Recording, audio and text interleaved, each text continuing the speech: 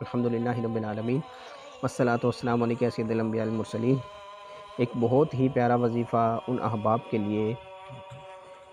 جو کہ تعلیم کے سلسلے سے منسلک ہیں۔ اس میں خصوصاً وہ میرے بھائی دوست کہ جو سبق یاد کرتے ہیں،